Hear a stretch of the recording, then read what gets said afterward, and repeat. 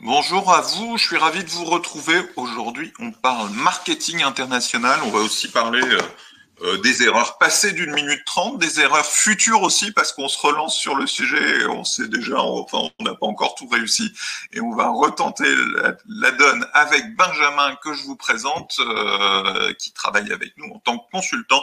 Benjamin, je te laisse te présenter Oui, et puis on va doucement attaquer le sujet. Dans la room, bonjour à tous, n'hésitez pas à vous présenter, à dire ce que vous êtes. Et puis si vous avez des vrais intérêts autour du marketing international, des enjeux pour vous développer à l'international, précisez-le nous dans le chat et puis n'hésitez pas à faire des questions tout au long de ce webinaire. À bonjour à toi, Benjamin. tous. Bonjour à tous, merci beaucoup Gabriel. Donc en quelques mots, moi je suis donc consultant chez Minute 30 en charge du développement international. J'ai rejoint l'agence après avoir fait un petit détour par l'Australie pendant 2 ans. Et c'est à ce titre-là qu'on s'est dit avec Gabriel qu'on pourrait bosser ensemble. Avant ça, j'ai plutôt eu un parcours donc en agence, en direction conseil, sur des stratégies digitales principalement pour des typologies de marques assez variées. Ma dernière expérience était plutôt sur des marques de luxe, avec donc des enjeux qui étaient plutôt liés à l'image principalement, et précédemment du marketing digital sur la data et le social media, puisque j'étais dans une agence qui mariait ces deux expertises, la création et la data, et j'avais un portefeuille de clients et des problématiques clients qui étaient plutôt des marques techniques internationales, des marques comme Zodiac, Tetra Pak ou encore Karcher. Donc ça m'a permis effectivement d'avoir plutôt des groupes internationaux en clients et de voir un petit peu quelles étaient leurs organisations et leurs enjeux sur ce sujet-là. Super. Alors, est-ce que dans la salle, on a des retours particuliers autour du marketing international? Pas spécialement pour l'instant. N'hésitez pas si vous en avez. Ça nous aidera à préciser le propos. Je te propose qu'on attaque la petite présentation. N'hésitez pas à poser des questions en cours de route. Tu sais mettre les slides où je les mets? C'est parti, je les mets. Vas-y. Bon, je te laisse y aller, alors. Allez, on est parti. Alors, pour travailler le marketing international, chez Minute 30, on a une méthodologie. On a une méthodologie qui est inspirée d'une méthodologie qui s'appelle l'acquisition stratégie design, donc qui est finalement une méthode qui nous permet à la fois de systématiser, d'organiser, de structurer les plans d'acquisition. Ça, c'est le premier grand intérêt de cette méthodologie. Et le deuxième grand intérêt, c'est qu'on peut, avec cette méthode, aligner les équipes vente, communication et marketing, et donc faire performer encore plus facilement les plans d'acquisition. C'est exactement ce que je disais sur cette slide normalement, excusez-moi. Et donc cette méthodologie, elle va permettre quoi? Principalement sur le marketing international, d'améliorer le ciblage et la compréhension de vos clients par marché. Ça, c'est quelque chose qui est essentiel. On le verra. La difficulté du marketing international, la plupart du temps, c'est qu'on a des niveaux de maturité et des cultures de marché qui sont pas du tout les mêmes. Et donc, il faut qu'on puisse le prendre en considération.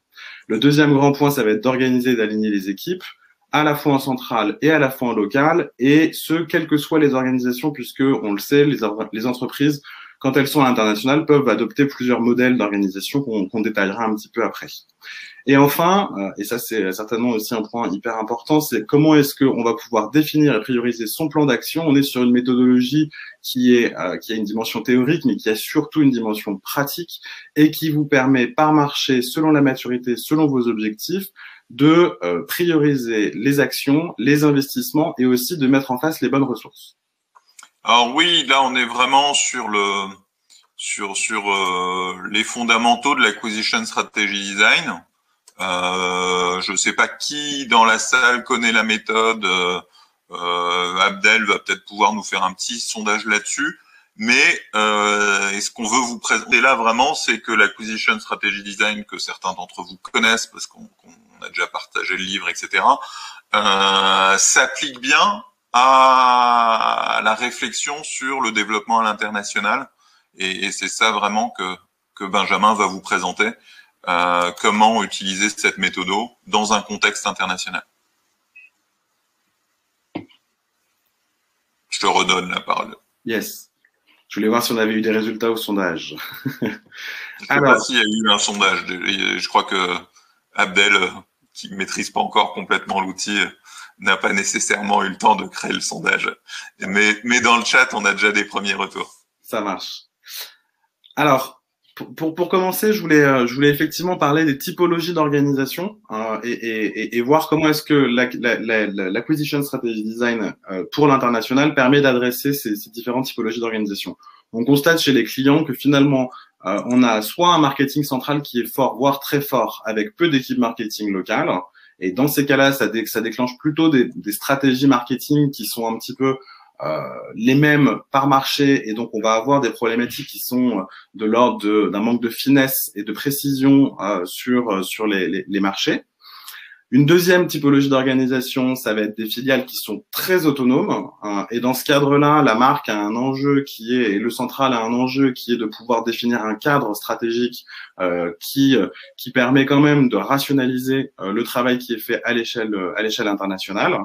Et enfin, il y a une organisation qui est peut-être un peu plus récente, qui a quand même déjà bien 5-10 ans, qui est une organisation en cluster. J'avais un client qui était dans ce cas-là, et typiquement, ça va être effectivement des pays qui prennent le lead sur certains sujets. Et ces organisations-là ont vraiment un enjeu important qui est celui quand même de se coordonner en amont pour qu'ensuite chaque cluster et chaque responsable pays puisse bien adresser les problématiques de l'ensemble des pays dont il a la charge. Donc finalement, le développement international, ça amène quand même souvent beaucoup de questions, ou en tout cas, il y a des questions qui nécessitent d'être posées. Des questions qui sont de l'ordre de la stratégie et de l'opérationnel. Comment est-ce qu'on va pouvoir utiliser et bien exploiter l'acquis pour se développer sur des nouveaux marchés? L'idée, c'est pas de réinventer la roue à chaque fois. Au contraire, c'est plutôt d'essayer de voir sur quoi on peut s'appuyer et sur quoi on peut capitaliser pour se développer. Comment on organise la collaboration entre le siège, les équipes locales, et au sein du siège et au sein des équipes locales, la collaboration entre toutes les équipes, marketing, communication et vente. Comment est-ce qu'on fait en sorte que ce plan il soit cohérent mais adapté avec des spécificités locales?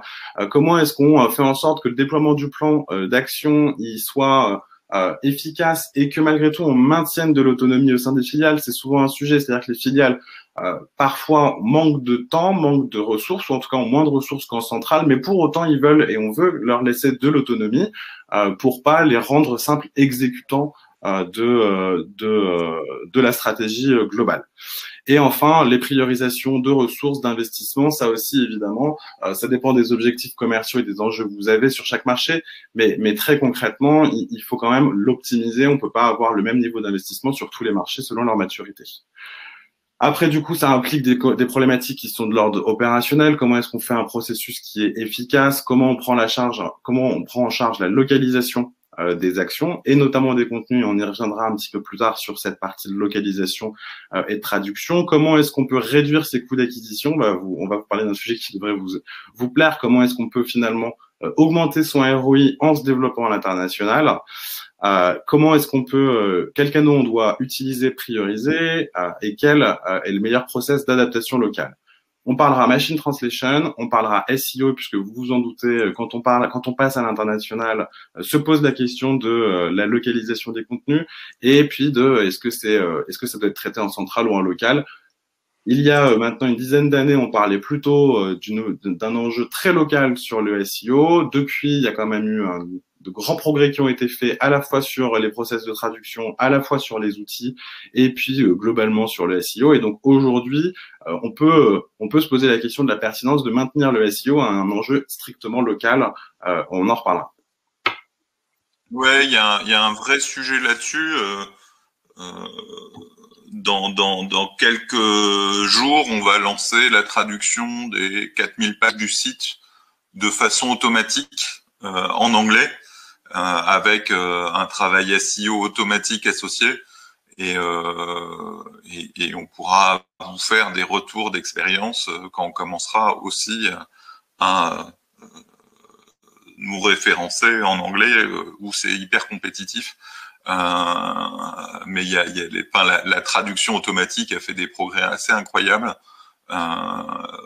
et on va vous présenter une organisation de cette traduction automatique justement pour avoir des stratégies de contenu plus performantes, plus facilement duplicables dans plusieurs langues.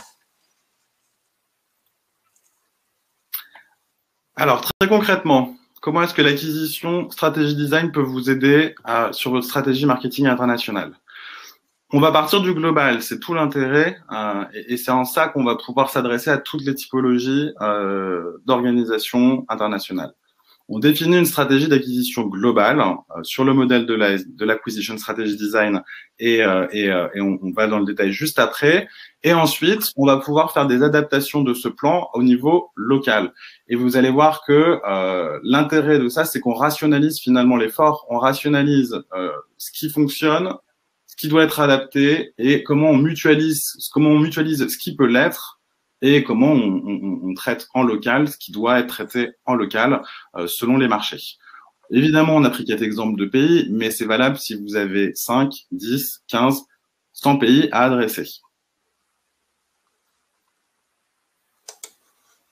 Alors, on commence par pensée globale. Donc, ceux qui connaissent déjà l'acquisition stratégie design, vous allez reconnaître nos outils. Le Canva d'acquisition, donc c'est le premier outil et c'est le début du travail qu'on mène sur le global. Le Canva d'acquisition, il sert strictement à se mettre à la place de son client. Alors, on va penser à un client qui, au début, est un client multilingue, qui est un client global, et on va essayer de commencer à penser comme lui. Comment est-ce qu'il découvre son problème ?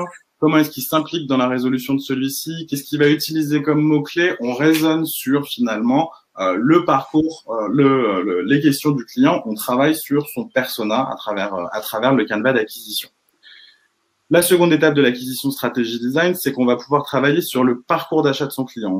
On a développé cette méthode en étant centré sur le client et sur son parcours. Donc, on va identifier les grandes étapes de maturité du client. Donc, quels sont les passages qu'il effectue d'une étape à une autre pour arriver jusqu'à l'achat du produit qui est notre objectif qu'on a en ligne de mire, lui vendre un produit ou un service. Ou un service, bien sûr. Et ça va de soi. C'est quelque chose d'ailleurs qu'on n'a pas précisé parce qu'on commence à beaucoup parler de l'acquisition stratégie design de notre côté, donc on en oublie parfois les fondamentaux, mais ça marche aussi bien en B2C qu'en B2B. Donc produit, service, B2C, B2B, ça fonctionne, cette méthodologie en étant systémique, elle fonctionne absolument pour tous les cas. Donc, on a des étapes de maturité. En face de ces étapes de maturité du client, on va pouvoir y mettre des actions. Donc, quelles sont les actions qui mènent ça, on pourra avoir des exemples un petit peu concrets après. Donc, les actions du client, ça va être effectivement une recherche sur Internet, une lecture d'un blog. Il va pouvoir aussi demander à ses pairs une recommandation, etc., etc. Tout type d'actions qui lui permettent de nourrir sa réflexion par rapport à son achat. Et enfin, on a aussi des expériences émotionnelles, une qualification de l'expérience émotionnelle qu'il est en train de vivre, qui nous permet de savoir à quel moment est-ce qu'il est plutôt satisfait ou insatisfait ou inquiet, ou en tout cas comment il vit son parcours, et de pouvoir aussi identifier du coup les leviers que nous on doit mettre en œuvre pour faire en sorte que l'expérience émotionnelle soit la plus satisfaisante possible pour notre acheteur, parce que le plus il est heureux et content, et probablement le plus il va progresser dans son parcours d'achat jusqu'à la vente. Donc le Canva d'acquisition pour comprendre le client et qui il est et quelles sont ses actions et comment il réfléchit à son achat, et ensuite le parcours d'achat où là on formalise vraiment les étapes de maturité du client et les actions qu'il mène. Une fois qu'on a ça, vous imaginez que ça devient beaucoup plus facile d'identifier quelles sont nos actions à mener, puisque on a des actions clients, et en face de ces actions clients, nous on peut actions prospects et futurs clients, et nous en face de ces actions, on peut venir mettre des actions de marketing, communication et vente, donc avec des canaux d'acquisition qui sont du coup identifiés grâce aux actions du client. On identifie où est-ce qu'il va se renseigner, donc on sait sur quel canal on doit jouer. Quelles sont ensuite les actions qu'on va mettre plus précisément au sein de ces canaux, et quels sont les indicateurs, et ça c'est clé dans cette méthodologie, quels sont les indicateurs qui vont faire qu'on va pouvoir juger de l'efficacité ou non de notre action.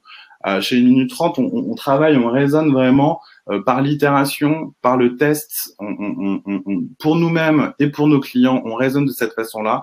Il n'y a pas d'action meilleure que celle qui performe. Donc, si une action ne fonctionne pas, il faut l'abandonner. Ça ne sert à rien de la maintenir. Et donc, ça nécessite d'avoir des indicateurs qui sont précis et qui sont à un niveau suffisamment précis pour qu'on puisse juger des actions. Si l'indicateur il est trop global et que c'est faire plus de ventes, on ne pourra pas juger dans le détail des actions qui doivent être maintenues, évoluer ou supprimées.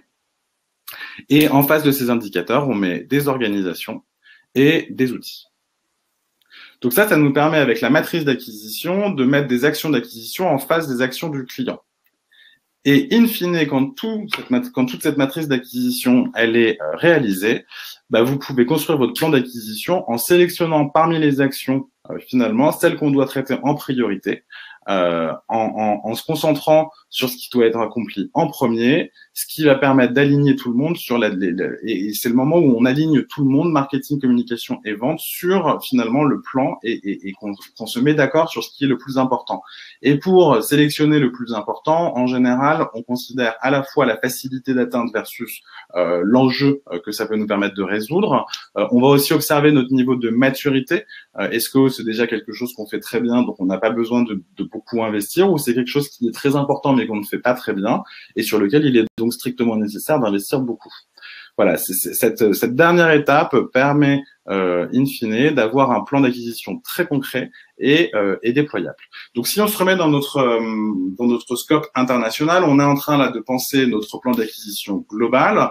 En général, on va le raisonner plutôt en ayant en tête les marchés sur lesquels on est déjà les plus établis, puisque c'est ceux où on a le plus de retour d'expérience et de maturité aussi de notre côté. Et c'est un moment où on va pouvoir tous ensemble raisonner sur comment j'adresse au global le parcours d'achat de mon client.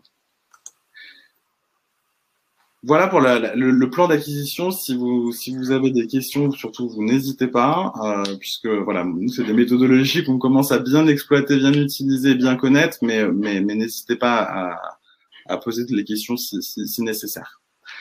Donc on a fait un plan d'acquisition global et la deuxième étape pour nous, c'est de ensuite agir localement.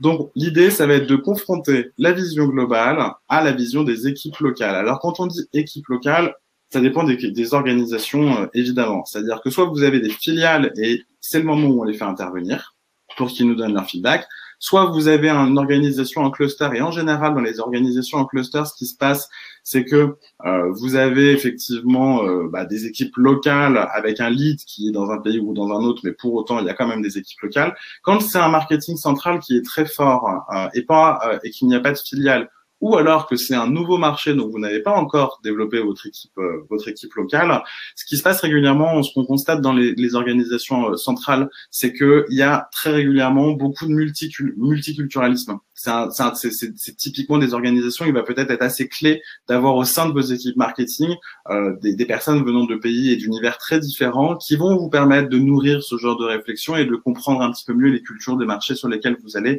souhaiter vous installer. Donc dans tous les cas, quelle que soit l'organisation, on va faire intervenir sur cette seconde étape des équipes locales, avec une casquette en tout cas locale, qui vont nous permettre de confronter notre vision du plan d'acquisition à la vision locale. Et c'est là où... Est-ce que vous avez des questions à ce niveau-là? Moi, j'en vois une de Christian. Vos excellentes considérations s'appliquent-elles aussi à la vente des services à l'international? Oui, tout à fait. C'est ce qu'on disait tout à l'heure. Produit ou service, il y a un parcours d'achat. Il y a toute une démarche que prend le client pour réaliser son parcours d'achat. Et ce qui va être intéressant, c'est de voir en quoi ces parcours d'achat, c'est ce que va nous raconter Benjamin, vont être différents d'un pays à l'autre. Donc à ce titre, que ce soit un produit ou un service, c'est cette compréhension du parcours d'achat qui va plus loin que la persona, qui est un vrai film des étapes du parcours, qui va nous aider à voir quelles sont les différences d'un pays à l'autre, comment on adapte notre stratégie localement par rapport à ce qui est pensé en centrale. Je te redonne la parole. Merci. Donc effectivement, c'est là où on se rend compte que la méthodologie, elle est systémique, puisqu'on reprend les mêmes outils et on va pouvoir aller dans un niveau de finesse un peu plus précis localement.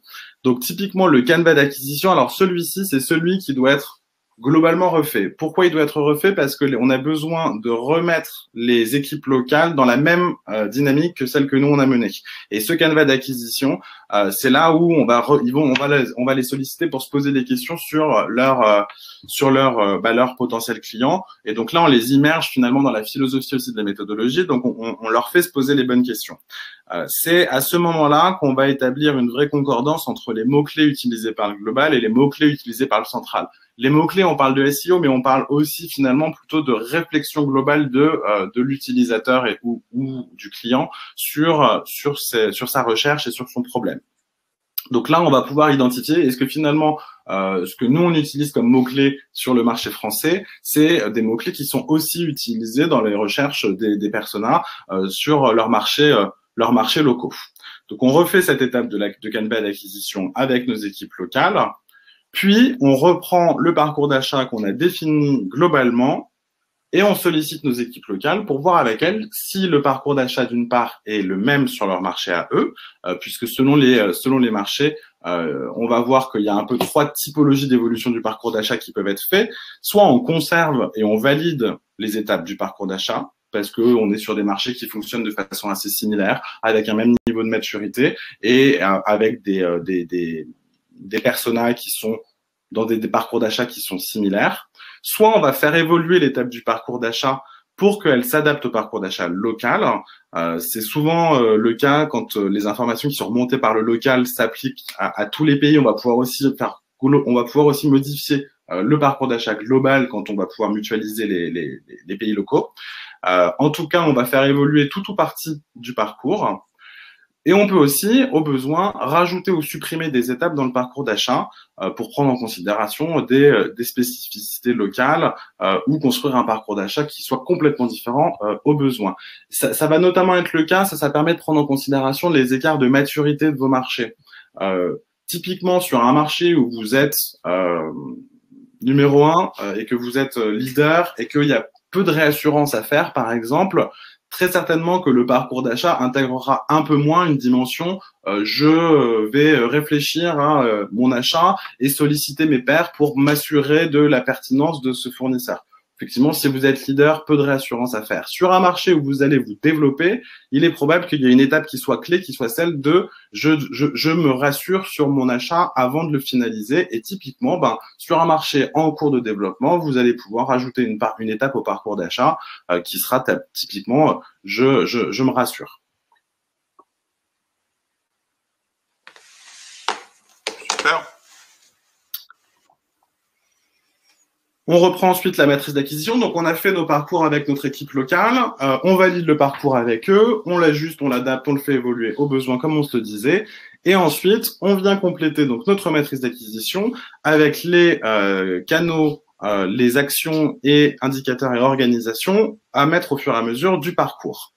Donc, c'est là où on va repartir également du parcours global et de la matrice globale pour pouvoir la confronter avec le local et identifier les spécificités. C'est un moment où il y aura certainement potentiellement plus de spécificités selon, encore une fois, les marchés. Si vous êtes sur une stratégie de développement international qui reste pan-européenne, par exemple, les canaux d'acquisition sont à peu près similaires. On imagine très rapidement, et c'est un exemple qui va certainement vous parler, que si on se développe sur la Chine, avec le manque de présence de Google, avec des réseaux sociaux qui sont complètement différents, on va avoir nécessairement une matrice d'acquisition qui va bouger un petit peu plus. Voilà. Donc c'est là où aussi on va pouvoir mesurer les écarts d'habitude de consommation de contenu, de typologie de réseaux sociaux, les différents moteurs de recherche, les différents médias, les différents salons professionnels qui vont différer d'un pays à un autre. Et finalement, ça peut aussi, cet outil, vous permettre, si vous êtes en cours de construction de votre organisation internationale, ça peut aussi vous permettre d'identifier où est-ce qu'il y a des passerelles les plus évidentes et où les plus différentes. Et comment est-ce que vous pouvez, par exemple, si vous imaginez vous organiser en cluster, comment vous pouvez rassembler vos équipes en fonction aussi des sujets, des actions et des parcours d'achat de leurs clients pour raisonner votre organisation. Ça fera sûrement l'objet d'un autre sujet en cours, mais voilà, c'est aussi vous prouver la preuve j'essaie de vous montrer le potentiel de cette méthode pour raisonner, structurer, organiser votre travail. Donc là, la matrice d'acquisition, elle a vraiment cette vertu. Je t'interromps, Benjamin, parce qu'on a un peu des questions et des questions qui se ressemblent. Il y a Manuel qui pose la question de que faire si en local nous avons des distributeurs sans réelles équipes marketing, faire appel à des agences locales. Et une question assez similaire de Nero qui nous demande si ne doit-on pas avoir recours à un prestataire pour nous aider à connaître et comprendre les us et coutumes du pays où l'on souhaite commencer. Tout dépend. Alors vous dites que vous n'avez pas d'équipe marketing en local, mais si vous avez des équipes en local, même si c'est pas des équipes marketing, c'est des équipes commerciales, c'est des équipes qui connaissent votre produit, etc. Ça peut être intéressant de les confronter au travail du central, décortiquer, décomposer selon la méthode Acquisition Strategy Design qui va leur permettre de réagir, de dire mais non, le client chez nous, il ne fait pas ça exactement comme ça, ou les salons et les bons moteurs de recherche c'est cela, etc.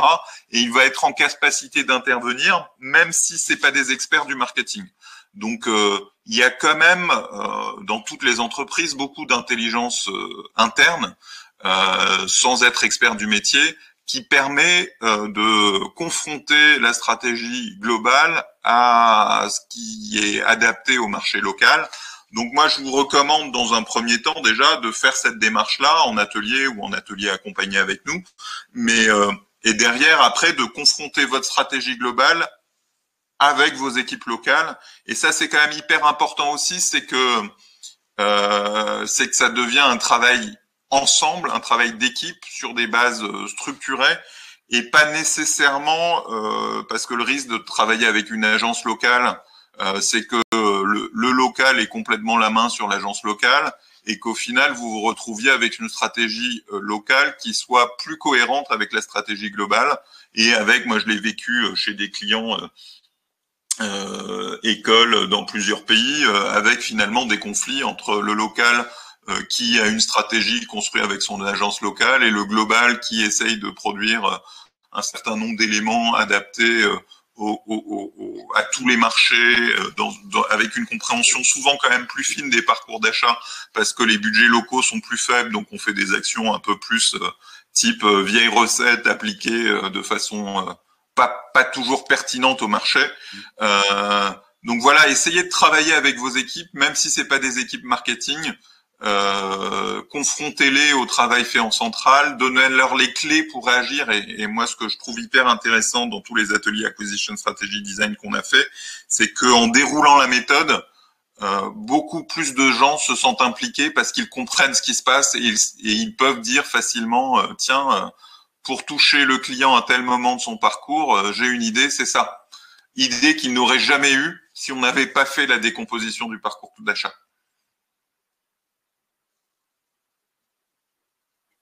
Peut-être d'autres choses à rajouter, Benjamin ou... Non, effectivement, moi, je suis hyper aligné avec toi. Et après, l'essentiel, enfin, moi, ce que j'entends dans la question de Nero, et que, enfin, c'est un excellent point de dire qu'il faut bien comprendre et connaître les us et coutumes du pays où on souhaite commencer.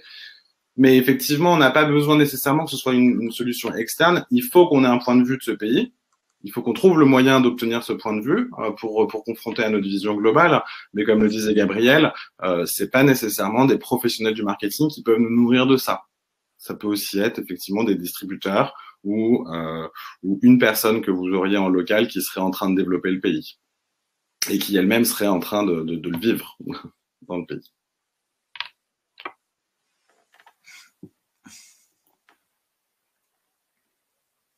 Et donc, on repart ensuite sur notre dernière étape de l'acquisition stratégie design, qui est la priorisation des investissements et du plan d'action. Donc là, c'est un moment qui va être intéressant parce qu'on va aussi parler de l'organisation qu'on met en face. Donc, on parle indicateur, on parle priorisation et on parle organisation. Et donc, c'est là où, en fait, on va se rendre compte que on peut être très mature sur une action, sur un pays en particulier, et on peut être beaucoup moins mature parce qu'on est en train de se développer sur un autre pays.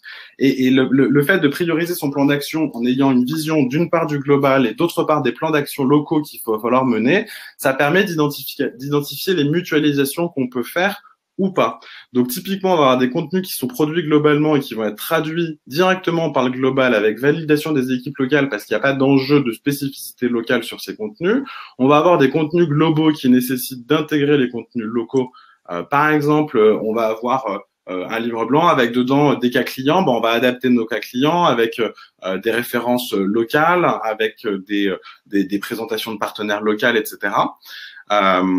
Et on va aussi avoir des contenus qui sont spécifiques à l'échelle locale, et effectivement ceux-là ne sont pas mutualisables, et on les produit de façon ad hoc parce que il y a une spécificité dans le parcours et dans le plan d'action à mener sur un pays, et à partir de là on peut décider assez facilement que l'organisation qu'on met en œuvre, par exemple, c'est que les ressources mutualisées sont produites par le central et que les ressources spécifiques sont produites par le local. Et vous voyez, ça nous permet vraiment d'avoir un plan d'action qui permet d'attribuer les bonnes ressources et les bons investissements aux bons sujets en fonction des enjeux du parcours d'achat.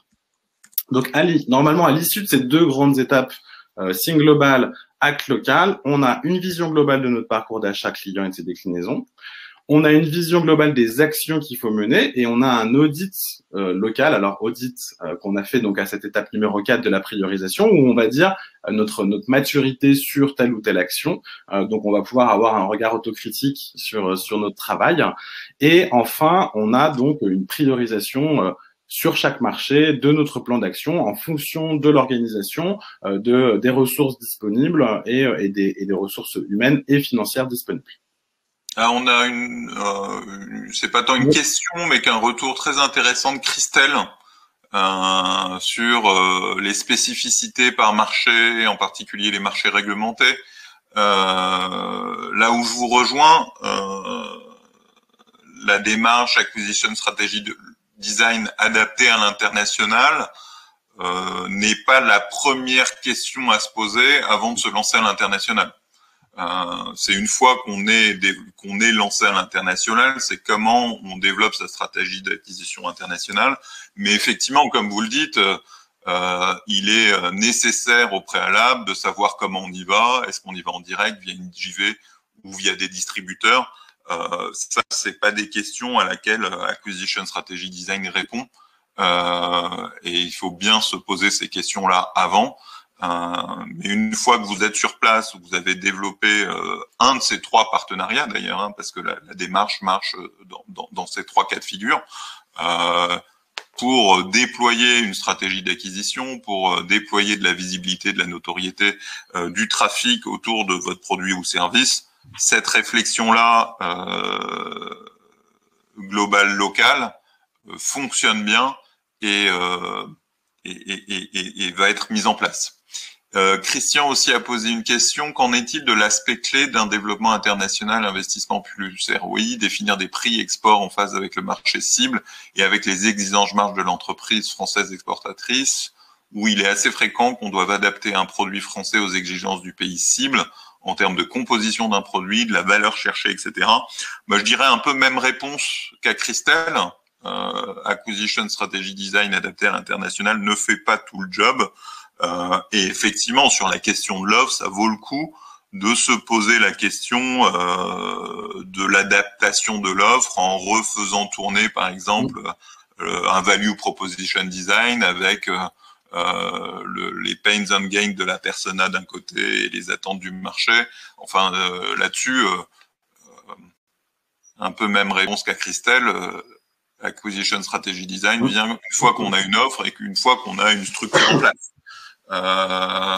Et la question de l'offre est tout à fait juste et il est possible qu'on ait à adapter son offre parce que et au niveau prix et au niveau service, etc.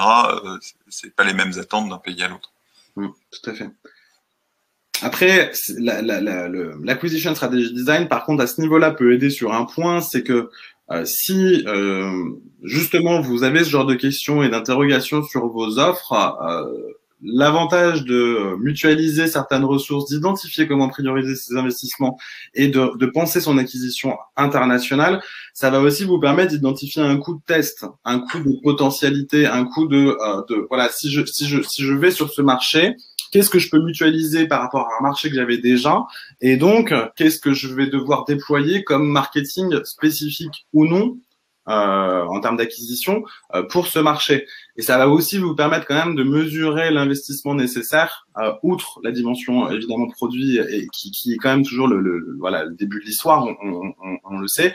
Malgré tout, ça va vous permettre d'identifier le coût humain et financier de l'acquisition sur un nouveau marché, et donc de raisonner aussi sur votre retour sur investissement potentiel si vous allez voir ce nouveau marché, et donc aussi raisonner sur vos marges, puisque vous allez pouvoir réfléchir à combien ça va vous coûter en acquisition et en marketing et communication, et donc quel sera l'impact finalement financier de l'ouverture de ce nouveau marché sur ces postes-là, impact que vous pouvez évidemment répercuter sur les prix des produits.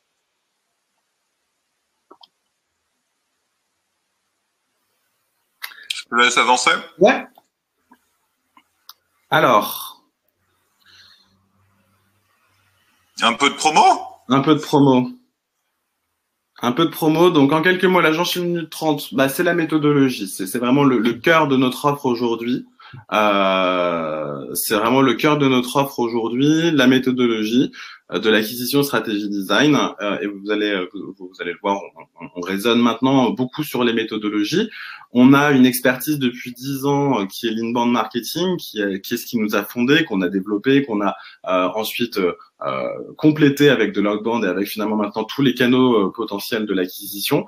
On a des ateliers et c'est vraiment aussi, on croit beaucoup à la co-création, à l'intelligence collective, et donc on travaille notre offre en y adjoignant des ateliers et des possibilités de réflexion commune avec nos clients. On prétend pas encore une fois avoir la science infuse, surtout vous connaissez souvent mieux que nous vos marchés, et nous notre travail maintenant c'est de vous accompagner dans les bonnes questions à se poser pour comprendre ses clients et mettre en place les bonnes actions en face.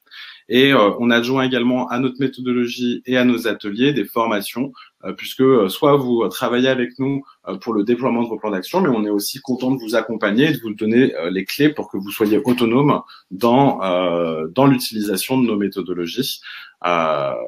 Et pour ceux qui ont besoin d'accompagnement, aussi bien dans la conception que dans la production des plans d'action, on a une agence avec un savoir-faire et 10 ans d'expérience pour réaliser les plans d'action.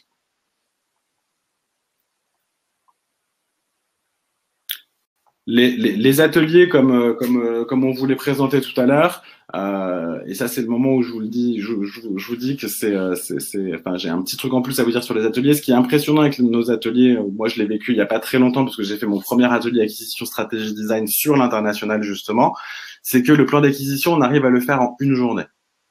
Et jusqu'à maintenant, dans mes 10 ans d'agence, j'avais rarement fait des plans d'acquisition aussi complets en aussi peu de temps. La donnée temps de l'atelier, elle est hyper impressionnante parce que elle permet, en mettant tout le monde et en ayant cet enjeu de l'intelligence collective qui est remis au centre et en alignant les équipes, les bonnes équipes au bon moment, on gagne un temps précieux en plus de gagner en précision, en qualité de travail.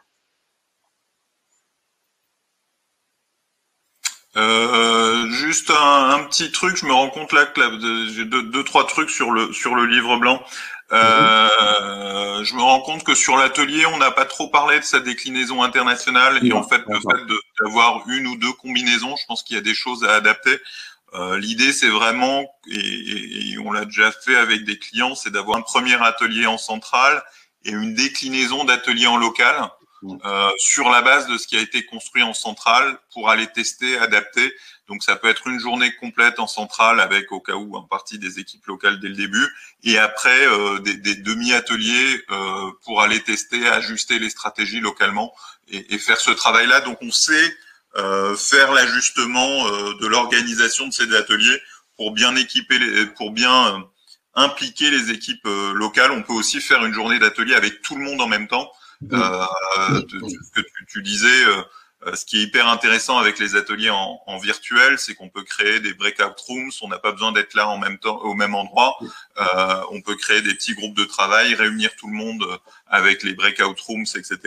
Donc il y a vraiment une adaptation du dispositif d'atelier qu'on fait à chaque fois sur mesure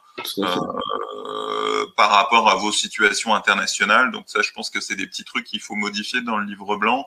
Et je me rends compte aussi que dans le livre blanc, on n'a pas parlé de notre très beau cas complet international qui est Eutelsat, qu'on accompagne maintenant depuis 5 ans dans le développement de leur marque SatTV, qui est une marque de bouquets de chaînes télé essentiellement dans les pays du Maghreb et du Moyen-Orient, mais qui sont aussi en Russie, etc. Donc on avait déployé en 2015-2016 un site multilingue en 9 langues pour référencer l'app, qui était une app de guide du programme, et faire des campagnes Facebook, etc. en multilingue.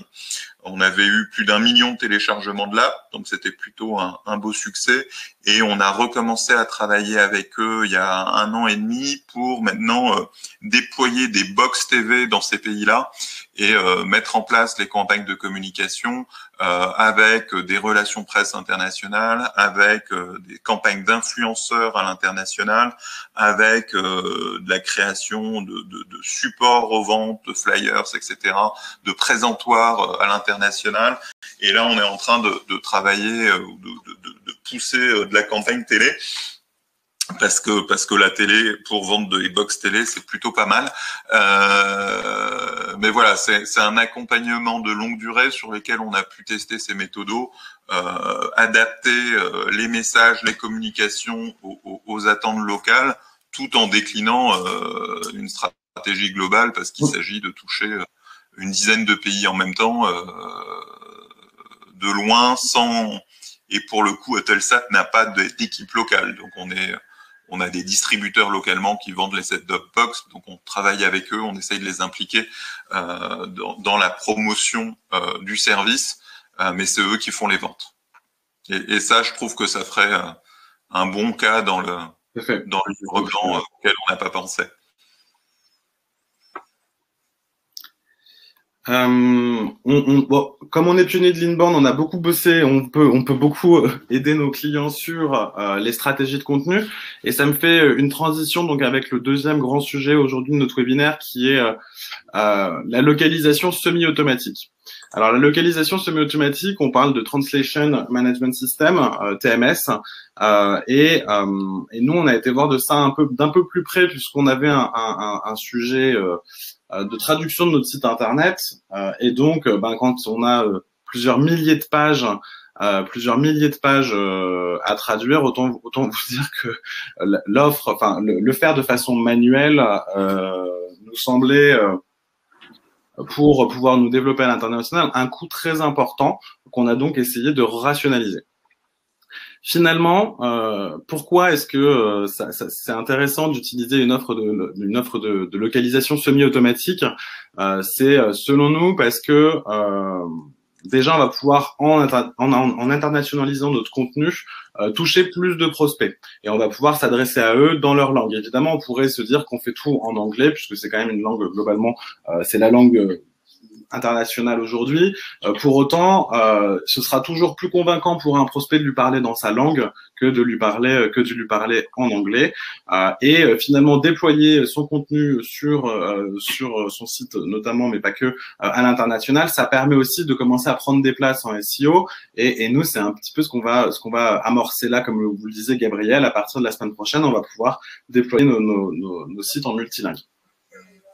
L'idée aussi d'internationaliser et de globaliser la traduction, c'est aussi une façon d'apporter du service aux équipes locales. En leur apportant finalement ce service, on va permettre de leur enlever une charge de travail à ce niveau-là. Et en plus de ça, ça sert aussi la marque, puisque ça permet, en ayant un seul et même partenaire de traduction, ça permet de façon générale de pouvoir augmenter la quantité de production et d'avoir une cohérence de traduction. Et le dernier point, évidemment, c'est que si vous achetez de façon centralisée vos traductions et production de contenu, vous allez avoir un effet de volume qui permet des coûts plus intéressants. Et finalement, on s'est posé la question est-ce que réduire ses coûts et augmenter sa qualité de traduction, c'est utopiste? Eh bien, il se trouve qu'avec ce type de système, ça ne l'est plus. Et c'est la bonne nouvelle que ça porte, que ces outils portent là, c'est que finalement, avec un système de traduction automatique, vous allez pouvoir augmenter le ROI de vos contenus, puisque finalement, pour un coût X exposé à 1000 personnes, il suffit de rajouter un coût Y moindre que le coût X, évidemment, puisqu'il ne s'agit que de traduction, pour l'exposer à 2000 personnes. Donc, votre coût contact baisse significativement en traduisant vos contenus de façon automatique. Ce qui est moins le cas quand la traduction est, disons, humaine, j'allais dire manuelle, mais plutôt humaine, parce que là, on sait qu'il y a des coûts de traduction qui sont quand même assez importants. Donc voilà, c'est selon nous tout l'intérêt de la traduction semi-automatique, c'est qu'on va pouvoir quand même fortement baisser ses coûts et augmenter son ROI puisqu'on augmente l'exposition.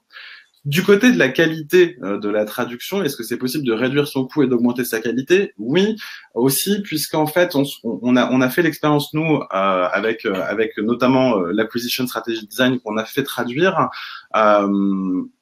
Le fait d'utiliser un système comme celui-ci vous permet finalement de prendre en considération à travers l'outil qui vous est proposé, un glossaire notamment, et d'avoir une application. Attends deux secondes, il y a des questions.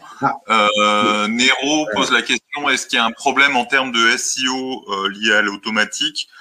Il n'y a pas de problème immédiat lié à l'automatique pour Google, que ce soit de l'automatique ou du manuel, c'est du contenu dans une langue et c'est du contenu non dupliqué. Donc après, c'est la qualité de la traduction, c'est le fait que les gens lisent ou pas, c'est le fait que les bons mots-clés sont utilisés, etc. Et traduction automatique veut pas dire complètement automatique. Il y a des mémoires de traduction, il y a des glossaires qui sont mis en place qui permettent de s'assurer ça. Il y a aussi pour chaque page un travail si on veut référencer une page sur un mot-clé et que le mot-clé est important dans le cadre d'un cocon sémantique sur la marque ou sur le produit, on va traduire le glossaire du cocon sémantique. Donc on va avoir dans le glossaire tous les mots sur lesquels qu'on veut se référencer avec la bonne traduction de ces mots, et cette traduction du glossaire se fait de façon humaine, concertée avec les équipes locales, parce que souvent les traducteurs ne traduisent pas bien les glossaires techniques humainement, et c'est beaucoup mieux les équipes locales qui le feront mieux. Donc tout ce qui est le travail de glossaire, de préparation de la mémoire de traduction se fait de façon humaine sur des documents produits importants, qu'on va traduire de façon humaine, faire valider par les équipes locales, faire nourrir la mémoire de traduction. Et à partir de là, on appuie sur le bouton pour que ça traduise tout. Ouais. Donc, il y a bien une vraie réflexion marketing et SEO préalable à l'automatisation de la traduction. Ça me fait penser à l'exemple de Louis Vuitton il y a un moment maintenant, mais Louis Vuitton disait soulier, puisque dans l'univers de la marque, le mot soulier était prédominant et ça faisait partie de leur ADN de parler de soulier au lieu de chaussures. Alors évidemment, soulier en SEO, ça avait beaucoup moins d'intérêt. Et donc au début, ils avaient lancé leur site internet avec le mot soulier et ils avaient des très mauvaises performances pour vendre des chaussures, puisque les gens cherchaient des chaussures. Typiquement, ce que permet aussi un translation management system, c'est exactement ça, c'est de dire finalement, on va pouvoir dire à la machine que dans certains cas, et ça va résoudre ce problème de SEO, on peut dire qu'en print on utilise soulier et qu'en web on utilise chaussures. Et en l'occurrence avec des formulations traduites, mais c'est aussi l'intérêt de ce genre de machine, c'est de nous permettre de corriger de façon systématique le mot par un autre si on estime que son poids SEO est plus intéressant. Il y a une autre question aussi sur les méthodes et sur les changements, les résistances au changement que la démarche implique en particulier d'alignement marketing, communication, vente. Alors oui, l'un des fondamentaux de la méthode, c'est d'être dans un alignement marketing, communication, vente. C'est de casser les silos autour de l'acquisition. C'est de faire travailler les gens ensemble, et ça c'est le vrai pour toutes les autres méthodes sur lesquelles on est en train de travailler, dans le marketing RH, dans l'expérience client, dans la vente. c'est de casser les silos et de faire travailler les gens ensemble autour de process, autour du client et non plus autour des expertises métiers de chacun. Ce qui est hyper étonnant, tu parlais du temps tout à l'heure d'un atelier et comment on arrive ensemble vite à un résultat. Ce qui est hyper étonnant, c'est que dans tous les ateliers qu'on a menés, où effectivement on incite fortement à ce qui est les commerciaux, les marketeurs, les communicants réunis dans une même pièce, sur un même atelier, etc. Ce qui est hyper étonnant, c'est que même dans des entreprises où on nous avait dit que ça se passait très mal avec les dans la relation, etc., quand on les a réunis, quand on les a fait travailler ensemble, quand on les a fait bosser avec des outils d'intelligence collective comme Miro, comme je vous le disais, des breakout rooms, etc., où on les fait parler, où on leur pose des questions, à chaque fois, ça a été une révélation pour tout le monde dans l'entreprise. Et je parle vraiment, le mot n'est pas fort de révélation. Moi, j'ai vu des gens s'écouter alors qu'ils ne se parlaient plus, discuter, comprendre les enjeux de chacun, apprendre des choses des uns des autres. Et c'est ce que fait très bien toutes ces mécaniques d'atelier. Et c'est ce qu'on fait aussi dans notre démarche là, c'est de réussir à le faire aussi entre le local et le global, parce que vous parliez de problèmes d'alignement marketing-vente, ils sont très forts entre les équipes commerciales et les équipes marketing, mais ils sont encore plus forts entre le global et le local. Il y a souvent de la haine, de la détestation, encore plus qu'entre le marketing et les ventes. Et ces méthodos sont des méthodes qui font parler les gens ensemble, qui font bosser les gens ensemble, qui font prendre des décisions ensemble, converger, agréer ensemble. Et c'est pas l'un qui prend le pouvoir sur l'autre, c'est un travail en commun. Et ça, c'est extrêmement puissant. Je te redonne la parole. Ok.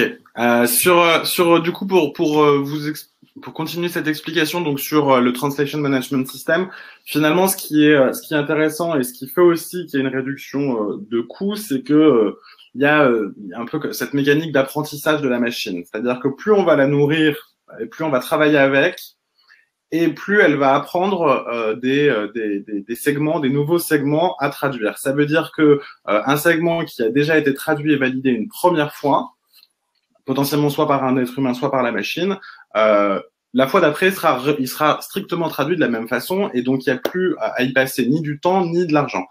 Donc c'est en ça aussi que plus vous utilisez la translation management, plus vous utilisez la machine et le translation management system, et plus les coûts vont diminuer, puisque finalement il y aura une reconnaissance des segments déjà traduits et une application stricte de la traduction telle qu'elle a été validée précédemment. Donc, vous allez pouvoir y intégrer votre site internet, vos livres blancs, votre blog, vos fiches produits, des campagnes email, des présentations commerciales, tout type de documents marketing et vente. Ils vont être intégrés dans la machine. Il y a ensuite une première phase qui est évidemment une phase de traduction. Nous, la recommandation, ce qu'on nous, en tout cas, on s'est appliqué comme recommandation à nous-mêmes et qu'on vous fait également, c'est peut-être de travailler sur des premiers supports qui sont un peu clés et structurants pour votre activité. Dans notre cas, nous, ça a été le livre de l'acquisition stratégie design, puisque c'est là où on a installé notre vocabulaire finalement, toute notre sémiologie, notre sémantique, et donc on a fait traduire humainement ce livre. Ensuite, il y a une relecture qui doit avoir lieu. Méfiez-vous d'un point sur la relecture. Le travail d'un relecteur est différent du travail de celui qui doit valider localement. Relire un document marketing ou vente, c'est un travail à part entière quasiment, et donc on va lui demander à ce moment-là de plutôt voir la cohérence de l'utilisation des mots, les erreurs de syntaxe, des choses comme ça, mais pas forcément le sens et la pertinence par rapport au marché local. Et ensuite, on a une dernière étape qui est la validation locale, où là, c'est quelqu'un qui parle la langue uniquement et qui doit nous faire un retour sur la pertinence qui doit valider le contenu. Et une fois que tout ce contenu a été traduit, relu, validé, il peut être ensuite redéployé automatiquement, et c'est là où on gagne aussi beaucoup de temps, vers le blog, le livre blanc, le site internet, etc., etc. Et la machine rend le document dans le langage source dont elle l'a reçu. Donc ça peut être un IDML si c'est un document print, hein, une design. Ça peut être directement au sein de vos sites internet WordPress ou autres. Donc il y a aussi une facilité qui vous est donnée. Moi j'ai connu parfois des projets de traduction où on devait copier-coller dans un fichier Excel et puis recopier-coller dans le document cible, avec, vous imaginez bien tout le temps que ça peut prendre de le faire. Là, en l'occurrence, pour le livre, on a reçu un IDML et il était traduit et avec une propreté du fichier qui était très appréciable pour le maquettiste ensuite. Juste un petit propos, là, au-dessus du 24, il y a un M, je pense que c'est une petite coquille qu'il faudra corriger. Et puis, vous savez que j'aime beaucoup l'automatisation, donc effectivement, avant de traduire notre site de 5000 pages, on a cherché des solutions d'automatisation. J'aime beaucoup ça parce que, alors pour ceux qui me suivent le plus, il y a 3 ans, 4 ans, et on a bossé sur un long projet avec Guy Hockey d'automatisation de la rédaction des articles de blog pour les 400 agences du réseau Guy Hockey. Donc l'idée, c'était de partir sur la base d'un scénario d'article, par exemple les pharmacies de Menton, les pharmacies de Mantes-la-Jolie, les pharmacies de Brive-la-Gaillarde, etc., de faire un tronc d'articles communs et de venir nourrir l'article avec de la donnée locale. Et on avait fait ce travail-là, donc d'alimenter quotidiennement 400 blogs avec des articles écrits automatiquement. Et Nero posait la question tout à l'heure du SEO. On avait multiplié par 10 en très peu de temps le trafic de toutes les agences à travers l'utilisation de ces outils d'automatisation. Alors c'est un peu plus compliqué sur l'automatisation de la rédaction parce qu'il faut alimenter de la data, il faut qu'on crée des scénarios, etc. Aujourd'hui, sur la traduction, il y a vraiment des progrès incroyables, quoi. Donc, et on pourra vous faire notre retour d'expérience sur notre propre site d'ici quelques semaines, voire mois. Je pense que ce sera à la rentrée, mais il y a vraiment des très très beaux résultats. Voilà pour la partie sur l'offre de localisation semi-automatique. Est-ce que vous avez peut-être de dernières questions sur ce sujet-là? On va bientôt conclure de toute manière. Donc, je te laisse mettre les dernières slides si tu voulais les mettre. Moi, je vais demander au passage à Jérémy ou Abdel, on a qui la semaine prochaine? Ouais. Alors, écoutez, ce qu'on peut vous dire, c'est que comme vous l'aurez compris, aujourd'hui, Minute 30 accompagne des entreprises sur leur développement internationaux. Donc aujourd'hui, on est à même de répondre à des enjeux d'acquisition encore plus larges avec une méthode. On le faisait déjà, comme le disait Gabriel, mais aujourd'hui, on le fait avec cette méthodologie. Et dans le cadre de notre développement, on peut aussi, on est aussi à la recherche, si vous souhaitez nous accompagner, de consultants dans des pays qui aimeraient, ou des personnes qui aimeraient déployer nos méthodes. On est à l'écoute de ce type de collaboration. Donc, pour l'instant, nous n'avons pas priorisé nos marchés autres que sur les USA. Donc n'hésitez pas aussi à nous consulter, à nous contacter pour ce type nous solliciter pour ce type d'envie. On pourra en discuter. Très bien. Et donc, Jérémy ou Abdel, je sais pas, m'a informé de ce qui se passait la semaine prochaine. La semaine prochaine, c'est le pont de l'Ascension. Donc, pas de webinaire pour nous et il faudra bien penser à ne pas enclencher les automations liées au webinaire, Abdel ou Jérémy, et désactiver tout ça pour pas qu'il y ait des gens qui viennent pour rien. Donc, pas de webinaire la semaine prochaine. Dans 2 semaines, on parle de marketing RH et d'expérience collaborateur avec l'impact de la Covid-19 sur l'expérience collaborateur. Ça va être un début d'un cycle de 3 webinaires qu'on va faire sur mai, juin et je crois juillet, dans le cadre du lancement de notre nouveau livre, 3 méthodes marketing pour les RH. Et on va adresser les sujets marque employeur, expérience collaborateur, stratégie de recrutement. Superbe livre là qu'on est en train de finir de relire, de corriger. On a la dernière mise en page, il part en impression très vite. Et c'est toujours un vrai bonheur et un vrai plaisir de voir un livre qui a demandé autant de boulot commencer à ressembler à quelque chose. on est impatient de vous présenter ce nouveau livre aussi. Merci beaucoup à tous. Donc, bon week-end de l'Ascension la semaine prochaine. On aura le droit de bouger, de sortir, etc. J'espère qu'il fera beau. Et puis, à dans 2 semaines avec Chloé Duval, notre consultante marketing RH, pour vous présenter et le nouveau livre 3 méthodes pour marketing pour les RH et parler d'expérience collaborateur et d'impact de la Covid-19 dessus. À très vite. Merci à vous.